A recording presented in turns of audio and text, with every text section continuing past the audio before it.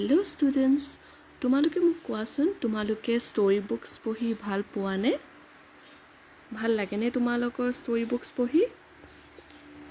তোমালোকে এই ষ্টৰীটো শুনিছা নাই? ডাক আৰু গল্ডেন এগছ, ডাক ডেট লেড গল্ডেন এগছ, এই ষ্টৰীটো শুনিছানে? নিশ্চয় শুনিছা ন? তাত কি হৈছে বাৰু? What happen to the greedy man in the story? মানুহজনৰ কি হৈছিলে বাৰু? যাৰ এই ডাক আছিলে আৰু এগছ লে কৰিছিলে, he lost his duck and eggs at the same time, একেলগে হেৰুৱাইছিলে দুয়ো। তোমালোকে কাহিনীবিলাক শুনিছা আৰু পঢ়িবলৈ পাইছা প্ৰ'জ ফৰ্মত, মানে গদ্য ৰূপত। কাহিনীবিলাক গানৰ আকাৰত তোমালোকে শুনিছা জানো? এইবিলাকক কি বুলি কোৱা হয়? বেলেডছ। চ' বেলেডছ মানে কি হয়? A ballad is a song narrating a story in short stanzas. Today we are going to read such a ballad composed by Fope Cary. A ballad to naam ki hoy? A Legend of the Northland. So let's begin reading the poem. The first stanza says, away, away in the Northland, where the hours of the day are few, and the nights are so long in winter that they cannot sleep them through. Where they harness the swift reindeer to the sledges when it snows, and the children look like bears' cubs in their funny furry clothes. ইয়াত নৰ্থলেণ্ডৰ কথা কৈছে। নৰ্থলেণ্ড কোনকেইটা countries পৰে? Netherland, Greenland, Siberia and the entire northern polar region. আৰু সেইবিলাক region কি হয়? আটাইতকৈ বেছি ঠাণ্ডা, য'ত স্ন' পৰে, বৰফ পৰে। যিহেতু নৰ্থলেণ্ডত বহুত বেছি ঠাণ্ডা, সেইকাৰণে দিন চুটি আৰু ৰাতি দীঘল হয় ঠাণ্ডা দিনত, উইণ্টাৰ্ছত। আৰু সেইকাৰণে মানুহবিলাকে ঠাণ্ডাত শুবলৈ দিগদাৰ পায়, টোপনি নধৰে। নৰ্থলেণ্ডত মানুহবিলাকে কি কৰে? যিহেতু বৰফ পৰে, ৰেইনডিয়াৰত কি কৰে? ট্ৰেভেল কৰে মানুহবিলাকে। এনেকৈ দেখিছানে ছবিখনত? ৰেইনডিয়াৰ ট্ৰেভেল কৰিছে, স্ন' পৰিছে, আৰু ল'ৰা ছোৱালীবিলাকে কি কৰে? ফানি ফাৰী ক্লথছ বুলি কৈছে, ফাৰ লগা কাপোৰ, গৰম চোলা পিন্ধে। সেইকাৰণে সিহঁতক কাৰ লগত তুলনা কৰিছে? বিয়াৰ্ছ কাব, ভালুকৰ পোৱালিৰ দৰে লাগে বুলি কৈছে সৰু ল'ৰা ছোৱালীবিলাকক। They tell them a curious story. I don't believe it's true. And yet you may learn a lesson if I tell the tale to you. Once when the good Saint Peter lived in the world below and walked about it preaching, just as he did, you know, he came to the door of a cottage in traveling round the earth, where a little woman was making cakes and baking them on the hearth. And being faint with fasting, for the day was almost done, he asked her from her store of cakes to give him a single one. ইয়াত কবিয়ে কৈছে যে তেওঁ এটা কাহিনী শুনাব তোমালোকক, তাৰ পৰা তোমালোকে বহুতো শিক্ষা লাভ কৰিবা। ইয়াত কৈছে যে ছেইণ্ট পিটাৰ, ভগৱানৰ দূত এজনে কি কৰিছিলে? গোটেই ৱৰ্ল্ড ট্ৰেভেল কৰিছিলে। কিহৰ কাৰণে? ধৰ্ম প্ৰচাৰ কৰি আছিলে। তাৰপিছত তেওঁ কটেজ এটালৈ আহিছিলে।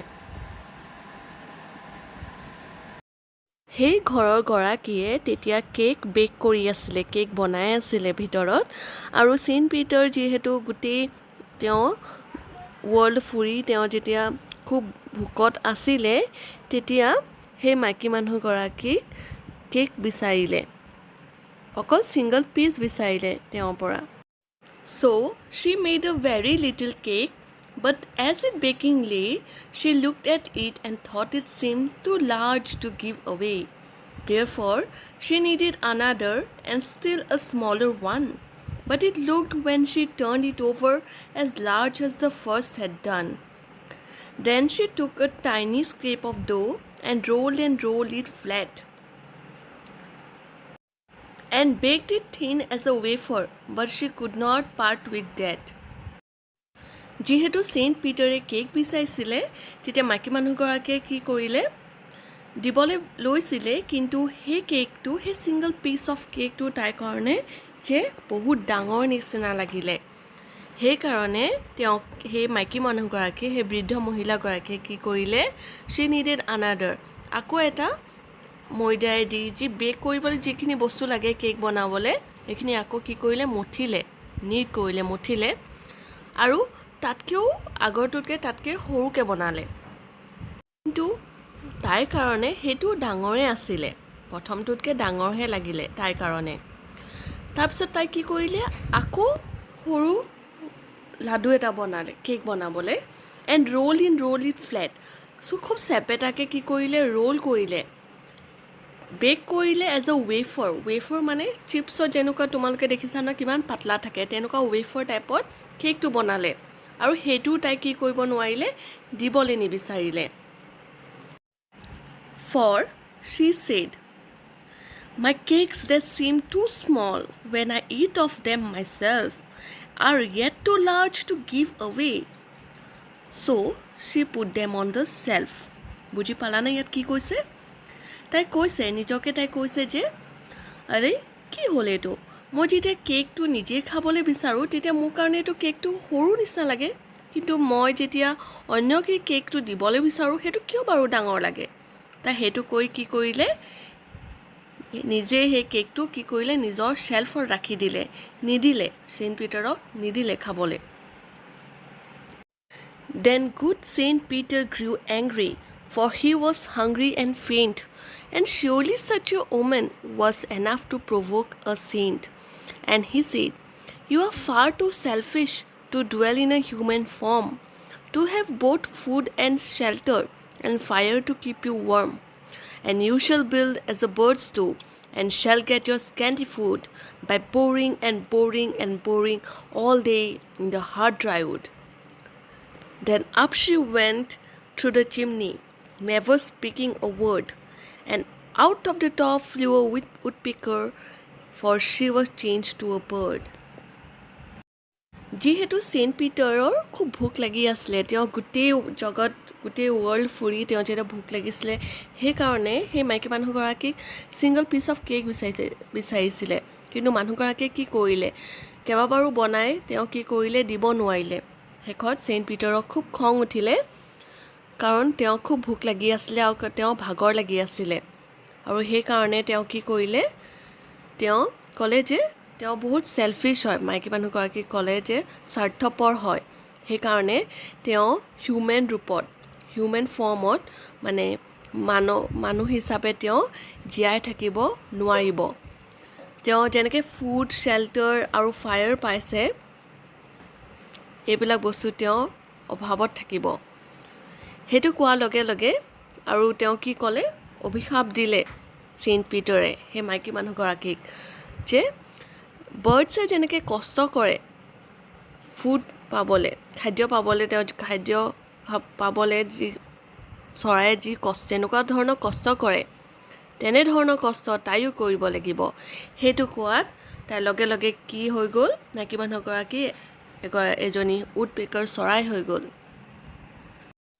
এই কাঠৰোকা চৰাইজনীয়ে যি ধৰণে কষ্ট কৰে গোটেই দিনটো কি কৰে কাঠ ৰুকি থাকে আৰু সামান্য খাদ্য পায় ঠিক তেনেধৰণে সেই মাইকী মানুহগৰাকীয়েও সেই তেনেকুৱাই হৈ থাকিব যিটো অভিশাপ দিলে তাই উডপেকাৰ চৰাই হৈ গ'ল কাঠৰোকা চৰাই হৈ গ'ল ঠিক তেনেধৰণে কষ্ট কৰিব লাগিব সেইকাৰণে সেইণ্ট পিটাৰে অভিশাপ দিলে যিহেতু তেওঁ বহুত খং উঠি আছিলে She had a scarlet cap on her head and that was left the same, but all the rest of her clothes were burned black as a coal in the flame. And every country schoolboy has seen her in the wood, where she lives in the trees till this very day, boring and boring for food.